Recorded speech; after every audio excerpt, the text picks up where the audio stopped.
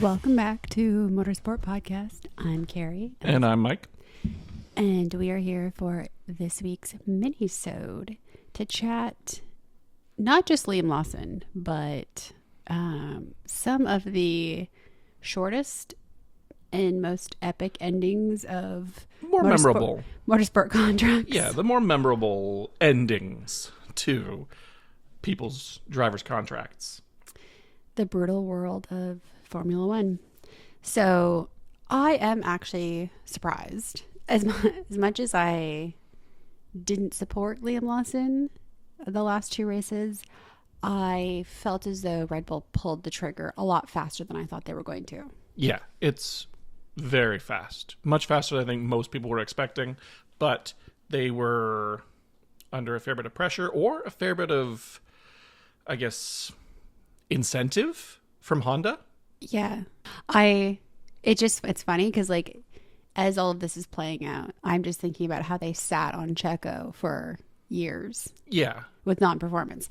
But I guess they've decided they don't want to do that, which is interesting because, so there's a few things. I feel like if you're a junior Red Bull driver, why are you going to enter that program? I understand they have a history and I understand they have a lot of funding, but if this is what the outcome is going to be, because I think to Mercedes and I think about Toto and what he said about Kimi and how Kimi has their full support for the season. Mm-hmm. And he's like, just go out, learn, do you, don't worry about results. But I think you join Red Bull because you think you are the next Max. You don't join as, I'm going to come in as a second-tier driver. Liam Lawson thought he was the next Max. Yeah, and I think that's why people... And not just him, sorry. Not like other ones that have joined Red Bull believe they're the next Max. Pierre Gasly. Right.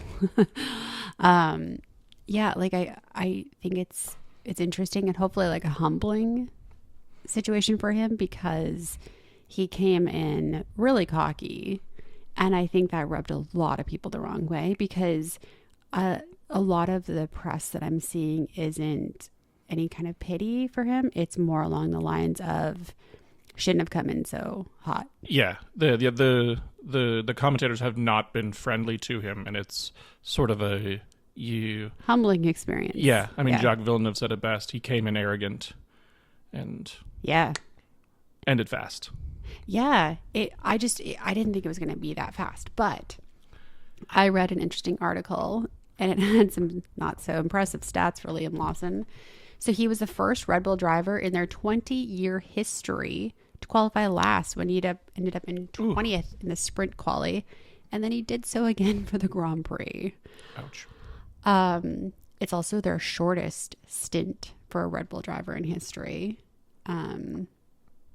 Only 2 races fewer than Daniel. I don't know how to say his name. Daniel Kvyat got. Yep. In 2016, but that was after he had completed a full season the year prior.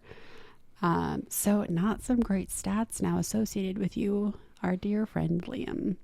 And then they've also never promoted a driver back to the main team once they've been demoted.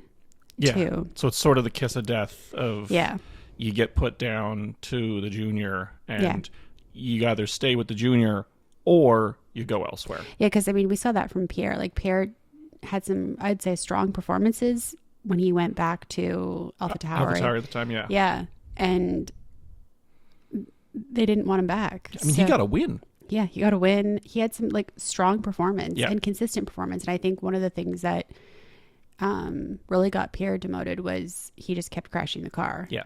So interesting. Because this was just pure performance. This wasn't like a rookie coming in, not really knowing how sensitive the car is and crashing it. This was just, he just didn't perform.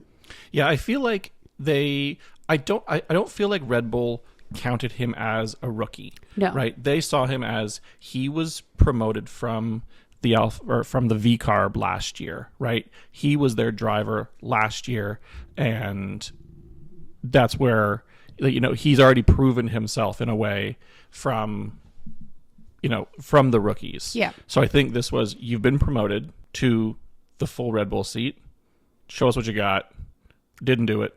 Yeah. Back down. Yeah. This also shows what happens when you don't have the Checo sponsorship money backing you, right? Because like Alex Albon did not, like, they've been ruthless, and then with Checo it seemed like he had forever.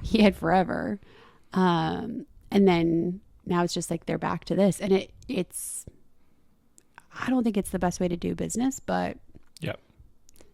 Guess it's Formula One, which is the perfect segue into the ruthless business that is Formula One. Yeah, so we thought it would be interesting based on the whole world is talking about Liam Lawson right now, and how his contract has been cut short, and how it was done in a way that might not have been, the most favorable, and a lot of shade being thrown at both Liam Lawson and Red Bull as a team. Well, they've poured a lot into Liam to bring him along as a driver, and then to just like pull the cord so fast. Like it's a bit baffling, because you've invested so much time and money and resources into this, and then to just be like, oh no. Yeah, at 2.5 races, saying we're done here. But like, what are they doing to drivers? Like, if you look at their track record, it's like they're taking these really talented drivers and then just killing their spirit. I don't know. Like, it's definitely a very different way of doing business like than cooker. the other teams are taking. Yeah. Right? Like, it absolutely is. Not that I'm saying they should be coddled, but I feel like you spend a very long time bringing them up through the ranks. Yeah. And then I think it's only natural that you'd have to expect that they're not going to be like a Lewis and just step foot on the track and win races.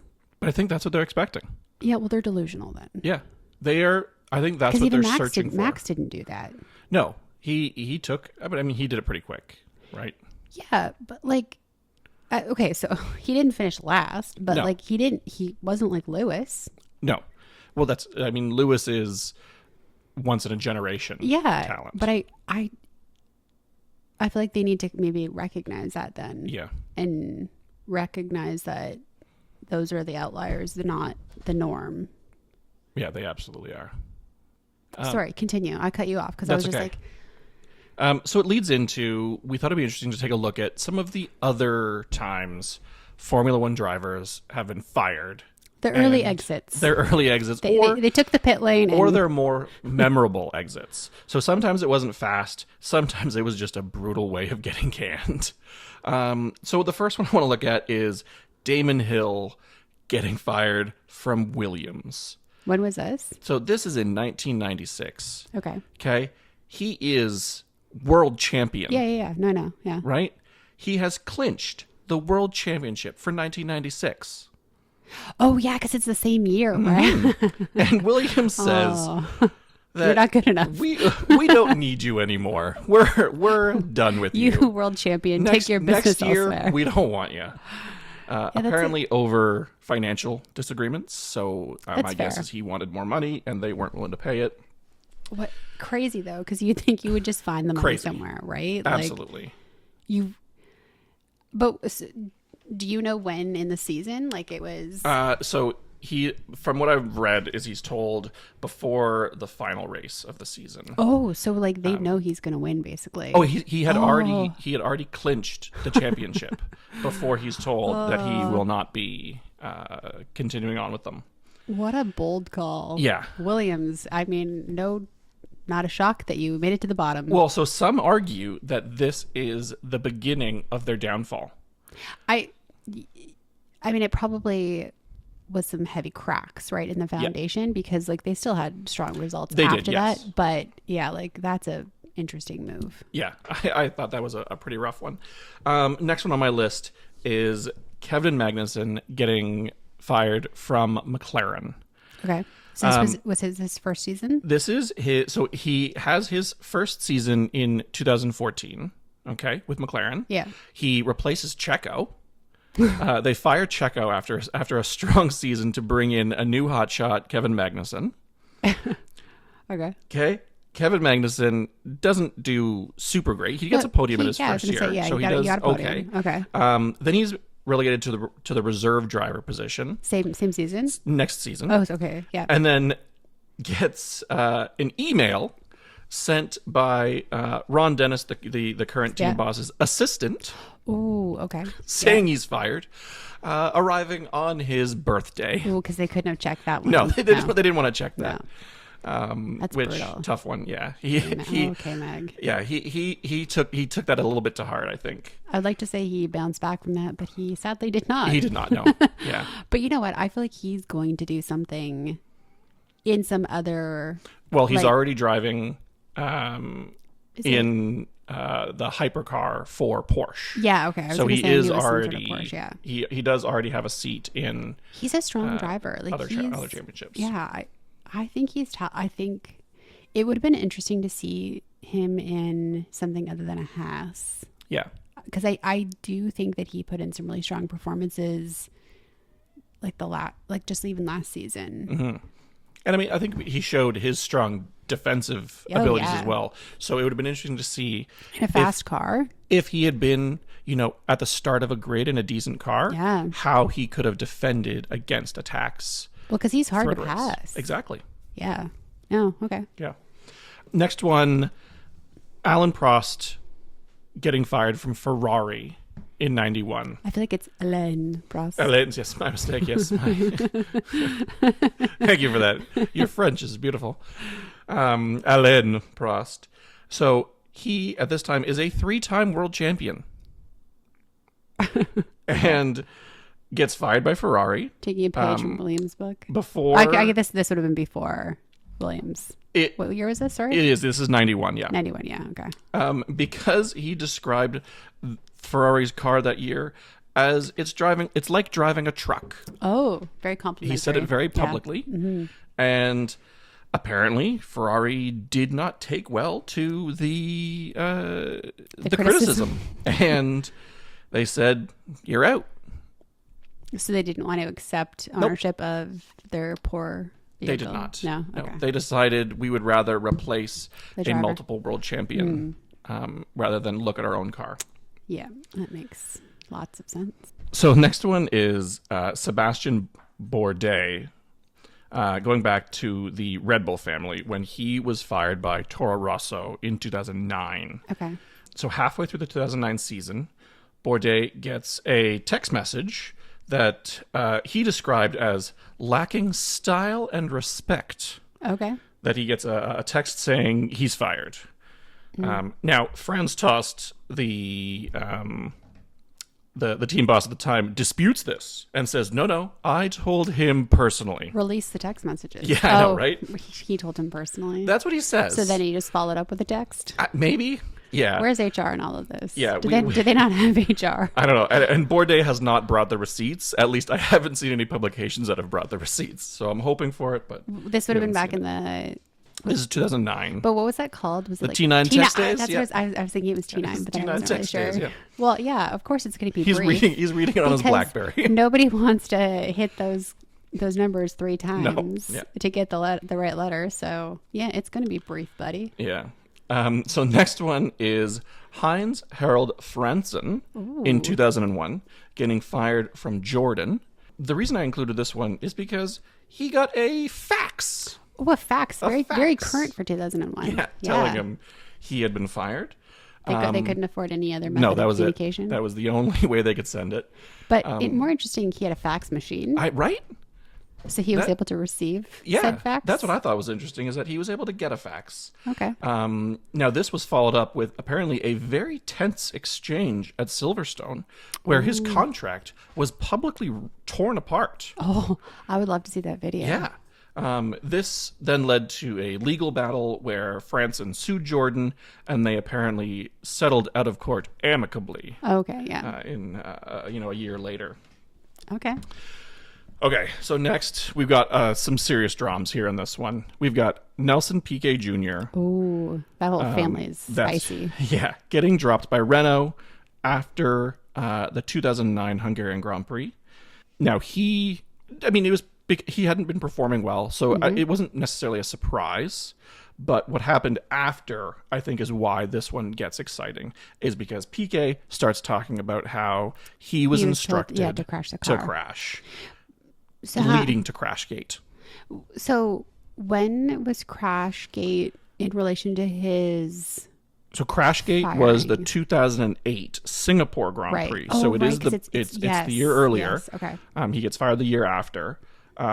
Which they're still talking about right? to this day. I mean, it's one of the biggest scandals that has ever happened in F1 history. Still to this day talked about and interesting. And he described Flavio as his executioner. Ooh, I love it. Which I thought was bold. A dramatic flair. It is dramatic. Yeah. What nationality is he? Brazilian, right? Ooh. Oh, yeah, sorry, Brazilian. Yeah. I forgot who we were talking about. Yeah. Yeah, Brazilian. The executioner. Yeah, I like that. Mm-hmm. Okay, number 7 on the list is Christian Albers getting fired mid-season from the one-year team Spiker in 2007. Nice. So he gets fired because of, this sounds familiar, lack of sponsorship funds. Oh, like they ran out of money? He wasn't bringing in enough. Oh. And the team was struggling financially. So they decided to switch it up. Now, the team only lasted for 1 year. It was then renamed and, sort of sold off. They should have got themselves a Checo. Exactly. But it was then renamed to Force India. Oh, no. Who then brings in Checo a couple years later. It was Checo didn't come in 2008, but he does end up with Force India. That's interesting. Mm-hmm.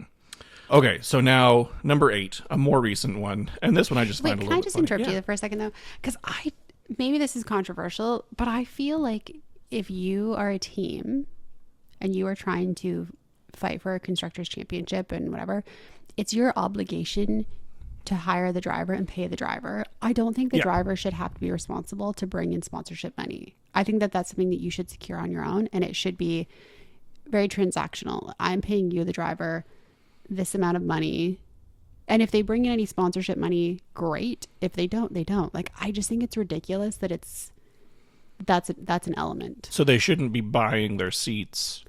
The seats should be paid for. Yes. And they're getting hired on merit. Looking at you, Nicholas Latifi. Among others. There's so many others. Yeah.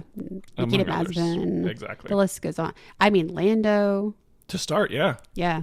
Right. Like, there's so many of them, and I think it's unfortunate because you push aside. While there's, I think, some excellent paid drivers that have come through and have eventually become performers, I think you're pushing people out that don't have the same connections or resources that are deserving of a shot. Yeah, you're losing out on some potentially extremely talented drivers because they don't come with a golden... Yeah, golden ticket. Like, find the money somewhere else. Right.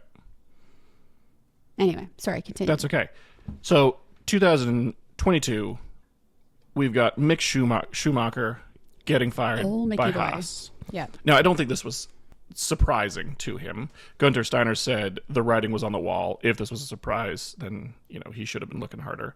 But apparently he got fired by Gunther in person while standing in the middle of a hotel lobby. Very classy. Very public. Very had to keep his emotions in check. So I mean, I wonder when that was though, because I feel like everyone just assumed he was not going to be returning. Yeah, it was before apparently a little bit before the Abu Dhabi Grand Prix, where it was just later on that everybody knew he wasn't performing. He knew he wasn't performing. I mean, he was outperforming Nikita Mazepin, but that's not saying much. Gunther Steiner. I would love to know how he was let go. Gunther? Yeah. Stay tuned. Okay, because I was going to say, I feel like he would have some colorful language choices. Probably, yeah. And smashing of doors and walls and things. Anyway, sorry, continue. That's okay. Next, we're going back to Red Bull. Oh. And we've got Pierre Gasly. Oh, Pierre. So halfway through the 2019 season, Pierre Gasly gets demoted back down to Toro Rosso because of non-performance. So I think this was one of, not the first of several. They had a long established history. Yeah, this is just a continuation in the established history of them being absolutely brutal with their drivers. Mm-hmm. And then we're going to end off with Red Bull / V carb. I mean, I took this one personally with Danny Rick getting fired halfway through last year.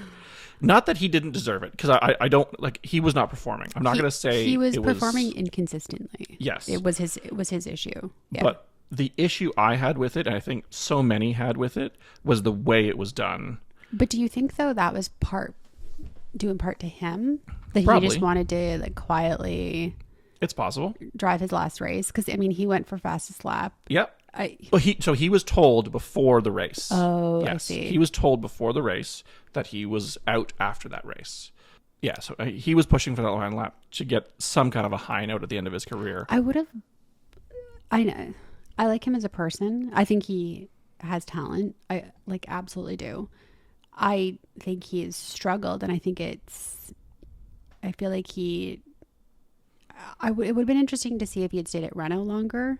If things would have turned Yeah, out. if he hadn't swapped over to McLaren. Yeah, because he was doing well there, and then in McLaren, I mean, but McLaren had a terrible car, and I think he was kind of like, it was the same issue that I talked about a few episodes ago, where when Lewis struggled with a car and George was doing well, because like George knew a shitty car. Right. Well, like Lando's coming from F2 or whatever, or driving a shitty McLaren, so he's just gonna, I think, naturally do. Yeah, and like naturally do a little bit better than somebody who's used to driving a much better, more responsive car. Yeah. Having to transition back to that. So I feel for him, and it would have been really interesting to see had he been given this opportunity over Liam in the Red Bull. And I think that Daniel could have done better had they axed Checo earlier, right, and just put him straight into that Red Bull seat when it seemed like he gained his confidence back. Instead, they put him into the V carb, and then it just fizzled in there. Yeah. I think you're right. I think it would have been very interesting had he stayed with Renault, because there it was the cars, like it was the reliability, right? Yeah. The engine just kept exploding. Exploding engines. Yeah. So that's my list of top 10 driver firings. But as we know, the drivers are not the whole story.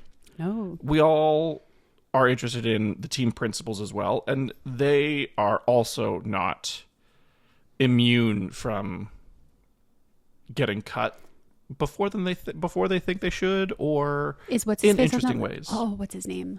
Like Otmar Safnar? Is he on there? He's a footnote. Because did you see he came up recently because he was on a podcast, and he basically has like ripped into Alpine. No. And he is blaming them for, like, he's saying that whole Oscar Piastri fiasco was not his doing. It was like somebody else. Like, he is pointing every finger at everybody else. And it's like, buddy, this was like 3 years ago. Move on. Yeah. Like, just go off into the sunset. But I can't remember what podcast it is, and I only saw like clips of it, but he is speaking very negatively about the entire organization, basically like calling them a toxic organization, and that they're running it not the way that he would want to run things. And well, no, I mean, the team was basically bought in 2020 or end of 2020, early before 2021 season. And so I had Cyril on here. Oh, Cyril, I liked him. Who had been with Renault for 20 years. Yeah. And then was sort of, I guess, unexpectedly to him, fired when the incoming new CEO, Luca De Meo, said he does not fit in with the, I'm using air quotes here, the Renaulution. The Renaulution. That they were going through as they were rebranding to Alpine. Yeah. And then they had put Otmar in as the team principal, who then fired a year and a half later. They've made some really interesting decisions. I think that it's going to be a while before you see Alpine back at the front of the grid, just because I think they aren't sticking with any long-term decisions, and it seems like they, like, I feel like they just handle everything wrong. Like the way that they handled like Esteban last year, I don't know how much of it was their doing versus his doing versus everybody's doing. I feel like it's very classless. Yeah. And I don't think it's sustainable. Like, I just think that, like, you're going to continue to struggle until you really like step back and address the problems, which seems to be like the culture and the car. I mean, that's what happens when you get owned by a private equity firm, right? It becomes a... Don't we all know? Right? Like it's... Yeah. Okay. So next on my list of team principals is Claire Williams. Oh, Claire. Getting fired from Williams. Oh, I didn't realize she was fired. I thought she just decided to leave. Well, there's... Or was she? She was encouraged. Encouraged, I think is the okay. Yeah, so Claire, given the title of deputy team principal in 2013, she was never technically team principal. Oh, really? Because her father, Frank, had the title of team principal. When did he pass away? That I'm not sure. But she did run essentially the day-to-day operations. So while Frank had the title, she was running the show basically. Not very well. But then after several years of poor performance, after the sale of Williams to Doralton Capital in 2020, then she was removed, marking the end of 40 years of a team being headed by the Williams family. Ooh. But you know what, though? I do think they're on the right track. I think they have really massively turned things around and perhaps realized that you can't run everything on spreadsheets. Right. Which I know a lot of companies try to do that. It does not work. No. And I think like they've also realized that you get what you pay for, right? So like if you're going to accept money from subpar drivers, they're not going to all of a sudden have an outstanding result. And so, and then with that, you lose all your other sponsors. So it's one of those kinds of like, you got to fake it till you make it. And I feel like they're in that kind of era. Yeah. Next, we're going back to my boy Flavio. Oh, God. And his exit from Renault. I almost don't want to talk about him. I feel like he's like the kind of person that sues everybody. So this is for entertainment purposes only. We'll choose our words carefully. So he gets booted in 2009 as a result of essentially Crashgate. As that comes to light and everything comes out, he gets fired. The fact that he's still allowed in the sport is mind-blowing. Well, yeah. So at the end of Crashgate, after the whole scandal and all that stuff, he gets banned he gets a lifetime ban. Yet here we are. Against all FIA sanctioned events. And then he later on appeals and fights it. They end up overturning the ban. So he basically... I wouldn't say he gets off scot-free, but... I was going to make a statement, but I probably shouldn't. But I feel like, yeah, you know the right people, yeah. Exactly. He knows the right people, and he schemes his way in. Heavy pockets. Yeah. And I mean, now he's back. Oh. So we'll see. Which I feel like to the detriment of the sport. Yep. Next, we've got everyone's favorite, Gunter Steiner. I mean, I don't really like him. Like, I mean, I know that he's funny. He's funny, but I feel as though, I don't know. I guess I shouldn't really blame him for all of Haas's shortcomings. I don't think he has handled a lot of things very well. I think what he did really well was, I mean, he's credited to essentially convincing Gene Haas to enter into Formula One and building the team. Yeah. And I mean, they performed decently well in the beginning, yeah, for several years. Yeah. And I think like I guess it's not totally his fault when the purse strings continuously tighten and then he is kind of forced to pivot and find exactly other options to continue on. I just feel like it's been tumultuous for Haas for several years. Yeah. And it seems like hopefully things are starting to normalize a little bit. It seems like they've made a lot of changes. Yeah, and some new partnerships like Toyota Gazoo Racing. I think that's a big partnership for them. Yeah. And I think that's going to have some major impacts on the way that they perform. But apparently he got a surprise phone call from Gene Haas while he was at the grocery store. Oh no. Just going through doing his shopping. Gets a phone call and is told his services will no longer be required. Oh man, can we get the footage from the grocery store? because that must have been spicy. I do find it so interesting that it seems like there's no formal like set time. Like it's like they just like ambush. Yes. Which, It's whenever they feel like it, it's yeah. we getting you out. Interesting. Yeah. Okay. And the last one I've got on my list here is Ron Dennis at McLaren. So officially not until 2017. Oh, I thought he also just left. Well, sort of. So I would say he's one of the most famous team principals of all time. Takes over McLaren in the 80s and really turns it into the success that it was. 10 drivers' championships, 7 constructors' titles, some scandals in between. Then basically has a falling out with the current owners. Yeah. And runs into some issues. And then he ends up losing a court case against essentially McLaren and its shareholders in 2016. And following that, as soon as his contract expires, he agrees to sell all of his shares of McLaren and leaves in 2017, ending 30 plus years with McLaren. Interesting. So he also very strong personality.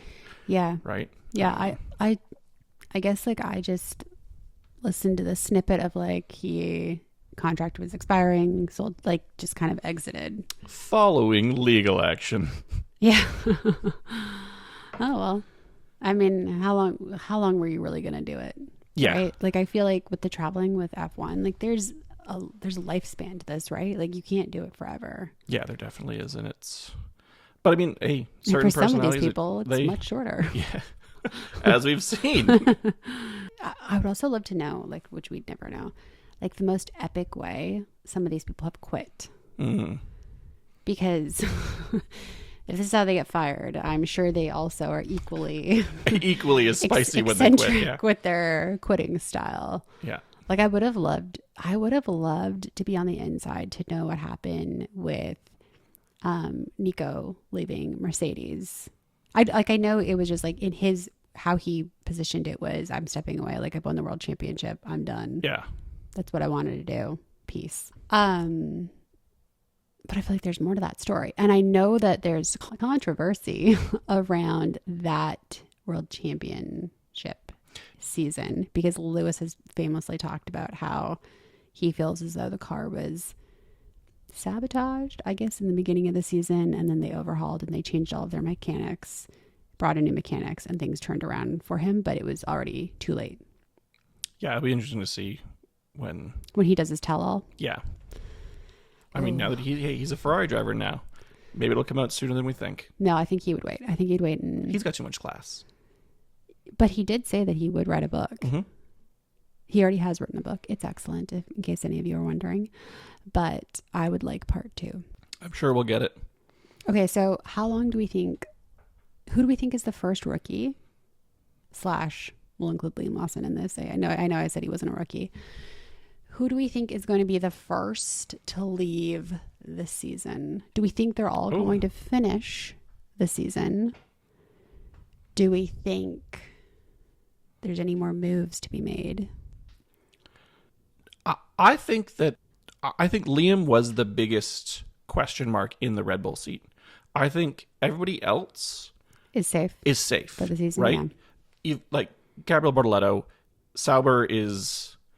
They know their car's terrible. Yeah, they're in a building year. Yeah. They're waiting for next year. Yeah, right. Any result he gets is a positive. Basically. Ollie Behrman is doing decent, doing well, right? Yeah. As long as he stays consistent and continues to be on par with Ocon, or stay where he's at, I think he's safe. Isaac Hadjar, the pressure's kind of off because you've got Liam Lawson now. As long as you're not way behind Liam Lawson, I wonder how that's you're probably safe too. I think Liam is going to drive a little bit crazy, trying to make a point. Yeah, I think it'll be interesting to see if the Racing Bull car suits him more, and if he performs much better. Right, like we've seen Yuki and Isaac Hadjar performing decently well. Did you hear that Red Bull requested a super license exemption for, but I don't know what his name is, somebody. Yeah, for another 17-year-old saying Mercedes got one, we should get one too. So do we speculate that they're already thinking Liam is no mas? I think they're just prepping.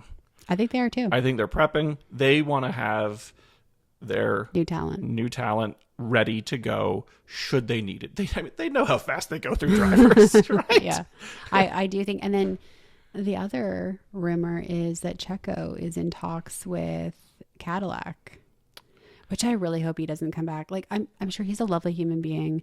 Go enjoy your millions in Mexico. Enjoy your life. Apparently he's launching a tequila brand. like let new blood come in. Yeah, I have no idea who. I expect Cadillac will want American drivers. I think they'll Who are they gonna get? I don't know who they're gonna get, but Logan. I predict that they're gonna want American drivers. Logan's making a comeback. Yeah, I think they're gonna want to be. Or I think somebody that would have an American appeal. Like, not that I'm going to say that they would get a Daniel Ricciardo, but somebody like a Daniel Ricciardo where he is like universally liked. Right. I think they would want somebody like that. It'll be interesting to see. Yeah. Or, I mean, it could be that they're not focused on American until 2028 when they're producing their own engine. That it's, American made, American driven. Who can say? We'll see. You know what? The world of F1 is always changing, and it's always exciting. That's why we love it. Yeah. I do feel a little bit bad for Liam. I don't like him, but I do feel bad for him because I didn't think it was going to end this fast. No. So. We feel for you, buddy. Yeah. And it'll be interesting to see what you can do. Yep. So we'll be back next week to talk about I almost said the Chinese Grand Prix. The Japanese Grand Prix. Yep. Which I think should be a really exciting race. Yep. I think it'll be good. Yeah. Okay. Thank you for listening to Motorsport Podcast. We'll see you next time. Motorsport Podcast is a Fourbeck Media production. Follow us on Instagram at Motorsport Pod. You can listen to the show on Apple Podcasts, Spotify, or our YouTube page, Motorsport Pod. Bye.